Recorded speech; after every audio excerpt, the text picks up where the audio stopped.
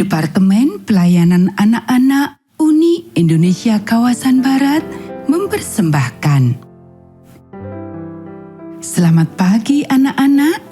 Kita akan merenungkan firman Tuhan melalui renungan pagi anak.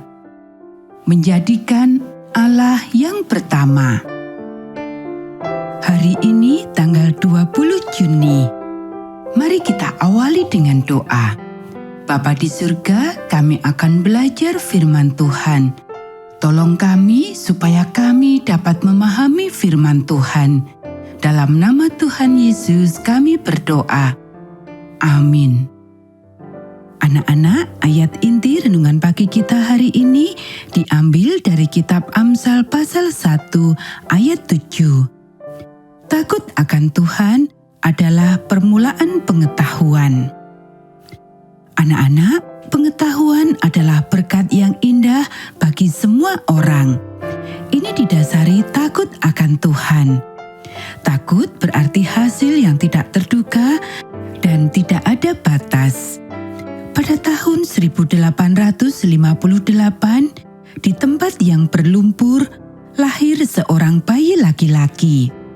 Ibunya, Jane, adalah seorang budak. Dia bekerja sepanjang hari dan memasak untuk tuan pemilik perkebunan. Nama putranya adalah Boger. Dan satu yang paling diingat dari ibunya adalah dia sangat tekun berdoa.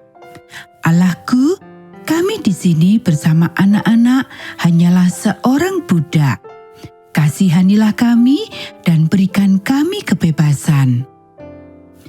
Tidak ada sekolah untuk anak-anak budak, tidak ada yang bisa kami lakukan, hanya bertumbuh dan menantikan jawaban doa ibunya. Dia masih berumur 4 tahun ketika Perang Dunia dimulai.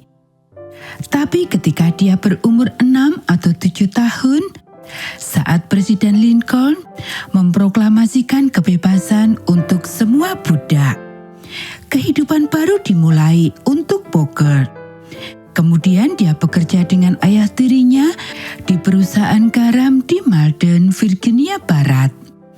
Suatu hari, Boger melihat seseorang membacakan sebuah surat kabar untuk sekelompok orang. Andai saja saya bisa membaca, dia berkata di dalam hatinya. Tidakkah ini indah? Dia menceritakan kepada ibunya keinginan terbesarnya. Ibunya merencanakan untuk membelikan buku bacaan. Dia membawa bukunya ke tempat kerja. Dia selalu bertanya orang-orang tentang kata-kata yang tidak dia mengerti. Kemudian ayah tirinya menyerah dan setuju untuk membiarkannya pergi ke sekolah setengah hari jika Boger mau bangun pada jam 4 pagi setiap hari dan tetap bekerja setengah hari lagi. Pada hari pertama di sekolah merupakan hari paling menyenangkan dalam hidup Boger. Tapi ini juga sedikit memalukan. Ketika seorang guru memanggil nama-nama murid dan Boger menyadari bila anak yang lain mempunyai 2 nama, tapi dia hanya mempunyai 1 nama.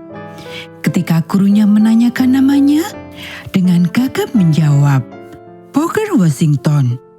Dan akhirnya nama itu terus menempel padanya seumur hidupnya.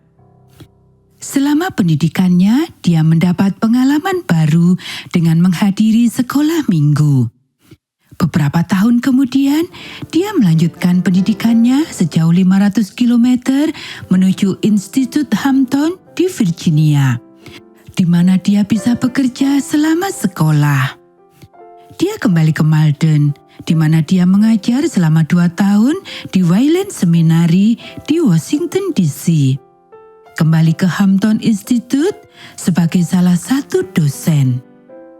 Kurang dari 20 tahun, melupakan statusnya sebagai bekas anak budak yang haus akan pengetahuan dan hati yang tulus kepada Tuhan, dan menjadi seorang pengajar di sebuah universitas. Tetapi ini hanya awal dari pekerjaan besarnya. Setelah 2 tahun di Hampton, dia dipanggil untuk membuka Tuskegee Institute. Dimulai dengan menyewa gereja, panti asuhan, dan memiliki 13 murid. Namun berkembang menjadi kelompok bangunan yang megah dengan ribuan orang terdaftar. Anak-anak tidak ada batasan untuk siapapun.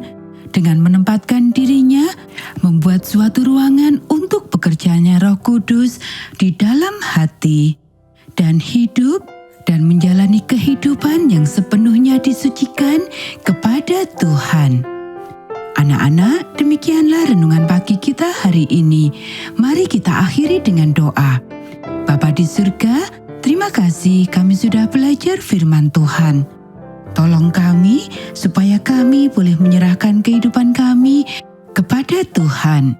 Kiranya Tuhan memberkati kami hari ini saat kami belajar, bermain, dan membantu orang tua. Dalam nama Tuhan Yesus kami berdoa. Amin.